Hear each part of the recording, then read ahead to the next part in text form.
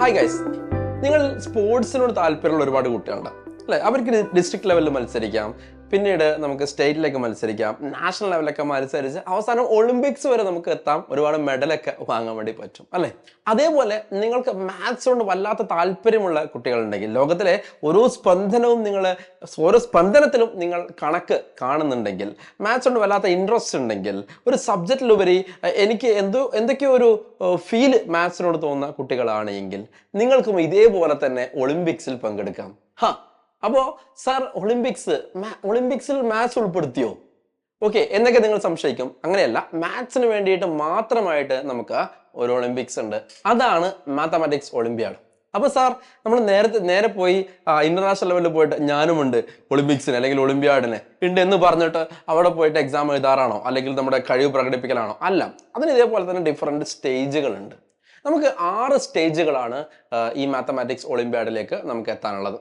അപ്പോൾ അതിന് മുമ്പ് എന്തൊക്കെയാണ് അതിൻ്റെ ബെനിഫിറ്റ് വളരെ ഷോർട്ടായിട്ട് പറയാം. ഒന്ന്, നമുക്ക് സർട്ടിഫിക്കറ്റ് കിട്ടും അല്ലേ? അതോടൊപ്പം തന്നെ നമുക്ക് നമ്മുടെ രാജ്യത്തെ പ്രതിനിധീകരിച്ചുകൊണ്ട് നമുക്ക് ഇന്റർനാഷണൽ ലെവലിൽ മത്സരിക്കാം, അങ്ങനെ ഒരുപാട് അംഗീകാരങ്ങൾ കിട്ടും. അതോടൊപ്പം തന്നെ നമുക്ക് അനലിറ്റിക്കൽ സ്കില്ല് കൂടും, ലോജിക്കൽ തിങ്കിങ്ങിൻ്റെ കപ്പാസിറ്റി കൂടും. അതൊന്നും കൂടാതെ നമുക്ക് പ്രീമിയർ ഇൻസ്റ്റിറ്റ്യൂട്ടിലേക്ക് ഇതിൻ്റെ ബേസിൽ നമുക്ക് അഡ്മിഷനും ഉറപ്പുവരുത്താം.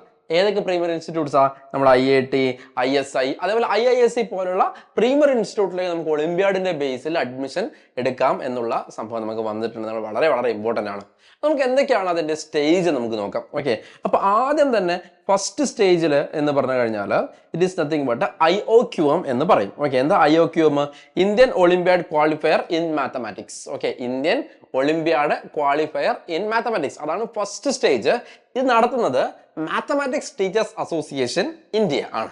ഇതൊരു OMR ബേസ്ഡ് എക്സാം ആണ്. അപ്പോൾ അതിൻ്റെ ആൻസർ വരിക അതാണ് വളരെ രസകരമാണ്. അതായത് 0 മുതൽ 99 വരെയുള്ള ആൻസർ ആയിരിക്കും വരിക. ഓക്കെ, അപ്പോൾ അത് നമ്മൾ ക്വാളിഫൈ ചെയ്ത് കഴിഞ്ഞാൽ നമുക്ക് സെക്കൻഡ് സ്റ്റേജിലേക്ക് നമുക്ക് കടക്കാൻ വേണ്ടി പറ്റും. അപ്പോൾ സെക്കൻഡ് സ്റ്റേജ് എന്ന് പറഞ്ഞാൽ അത് RMO എന്നാണ് പറയുക, അതായത് റീജിയണൽ മാത്തമാറ്റിക്കൽ ഒളിമ്പ്യാഡ്, RMO നടത്തുന്നത് HBCSE. അപ്പോൾ എന്താണ് സാർ HBCSE എന്ന് പറഞ്ഞാൽ? It is nothing but Homi Bhabha centre for science education. അവരാണ് എന്താക്കുന്നത് ഈ പറഞ്ഞ റീജിയണൽ മാത്തമാറ്റിക്സ് ഒളിമ്പ്യാഡ് നടക്കുന്നത്. ഇതൊരു 3 മണിക്കൂർ എക്സാം ആണ്. അതിൽ 6 ഡിസ്ക്രിപ്റ്റീവ് ക്വസ്റ്റ്യൻസ് മാത്രമേ ഉണ്ടാവുള്ളൂ. ഓക്കെ, അപ്പോൾ നിങ്ങൾ വിചാരിക്കും വളരെ കൂളാണ് അല്ലേ, ആ 3 മണിക്കൂർ കൊണ്ട് നമുക്കൊരു അരമണിക്കൂറിൽ 6 ക്വസ്റ്റ്യൻ ഒക്കെ തീർത്തിട്ട് വരാം എന്നൊക്കെ വിചാരിക്കും. പക്ഷെ ആ 6 ഡിസ്ക്രിപ്റ്റീവ് ക്വസ്റ്റ്യൻ എന്ന് പറഞ്ഞാൽ അത്രയും ലെവലുള്ള ക്വസ്റ്റ്യൻ, ഒരുപാട് തിങ്ക് ചെയ്യേണ്ട, ഒരുപാട് നമ്മൾ എഴുതേണ്ട ഒക്കെ ക്വസ്റ്റ്യൻസ് ആയിരിക്കും എന്നുള്ള കാര്യം മനസ്സിലാക്കുക. അപ്പോൾ അതൊക്കെ നമ്മൾ പ്രാക്ടീസ് വേണം, അതിനൊക്കെ നമുക്ക് കിടക്കാം. ഓക്കെ, ഇനി അതും കഴിഞ്ഞാൽ അതിൽ നിന്നും കുട്ടികൾ എന്താക്കും, സെലക്ട് ചെയ്യും അടുത്ത ഘട്ടത്തിലേക്ക്. അടുത്ത ഘട്ടം എന്ന് പറഞ്ഞാൽ Indian national mathematical Olympiad, INMO എന്നാണ് പറയുക. ഇതും നടത്തുന്നത് HBCSE തന്നെയാണ്. അപ്പോൾ നമ്മുടെ RMOയില് ക്വാളിഫൈ ആയിട്ടുള്ള കുട്ടികളാണ് അതിലേക്ക് വരിക. നമ്മൾ ഓൾറെഡി പറഞ്ഞു കഴിഞ്ഞു. ഇതൊരു 4 മണിക്കൂർ എക്സാം ആണ്. ഈ 4 മണിക്കൂർ എക്സാമിലും 6 ക്വസ്റ്റ്യൻസ് മാത്രമേ ഉണ്ടാവുള്ളൂ എന്നാണ് അതിന്റെ അടുത്തൊരു ഹൈലൈറ്റ്. പക്ഷെ ഈ സ്റ്റേജിലുള്ള ക്വസ്റ്റ്യൻ എന്ന് പറഞ്ഞാൽ കുറച്ചും കൂടി ടഫ് ആയിരിക്കും. അതായത് ഇന്റർനാഷണൽ ലെവലുള്ള ക്വസ്റ്റ്യൻസ് തന്നെയായിരിക്കും, അഥവാ ഇന്റർനാഷണൽ ഒളിമ്പ്യാഡ് ലെവലുള്ള ക്വസ്റ്റ്യൻസ് തന്നെ ആയിരിക്കും നമുക്ക് ഈ പറഞ്ഞ സ്റ്റേജ് 3 ആയ INMO കിട്ടുന്നത് നമ്മൾ മനസ്സിലാക്കുക. ഓക്കെ, ഇനി ഇതും കൂടി കഴിഞ്ഞാൽ അടുത്ത 2 ഘട്ടം എന്ന് പറയുമ്പോൾ ഒരു ക്യാമ്പാണ് വരാൻ വേണ്ടി പോകുന്നത്. 2 ക്യാമ്പുകളാണ് വരാൻ വേണ്ടി പോകുന്നത്. അതായത് ഇതിന് സെലക്ട് ആയ കുട്ടികളെ പ്രത്യേക ക്യാമ്പിലേക്ക് വിളിച്ചു വരുത്തി അതിൽ ട്രെയിനിങ് കൊടുക്കുകയാണ്.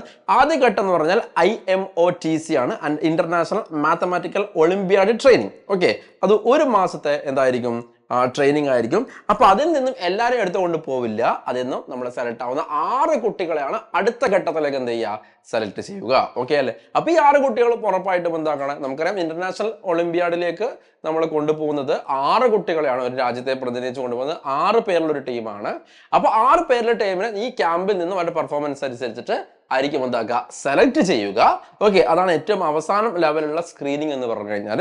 ഇനി സ്ക്രീനിങ് ഒന്നുമില്ല, സ്റ്റേജ് 5 മറ്റൊരു ക്യാമ്പാണ്, അതായത് പ്രീ ഡിപ്പാർച്ചർ ക്യാമ്പ്, നമ്മൾ പോകുന്നതിന് മുമ്പുള്ള ക്യാമ്പ്. അതായത് അത് വളരെ വിഗറസ് ആയിട്ടുള്ള, വളരെ ഇന്റൻസീവ് ആയിട്ടുള്ള ട്രെയിനിങ് എന്ത് ചെയ്യാണ്, ഈ പറഞ്ഞ പോലെ തന്നെ 1 to 2 വീക്ക് ഘട്ടത്തിൽ എന്തൊക്കെയാണ് കൊടുക്കുകയാണ്. ഇനി അടുത്ത സ്റ്റേജ് 6 എന്ത്, ഇന്റർനാഷണൽ മാത്തമാറ്റിക്കൽ ഒളിമ്പ്യാഡ് വരുന്നത്. ഓക്കെ, അത് ഓരോ വർഷവും എന്തായിരിക്കും, ഓരോ രാജ്യത്ത് ആയിരിക്കും. ഓക്കെ, അപ്പോൾ അതിന് നമ്മൾ പറഞ്ഞെടുത്താൽ നേരത്തെ പറഞ്ഞ പോലെ തന്നെ നമുക്ക് ഒരുപാട് ബെനിഫിറ്റുകൾ കിട്ടി.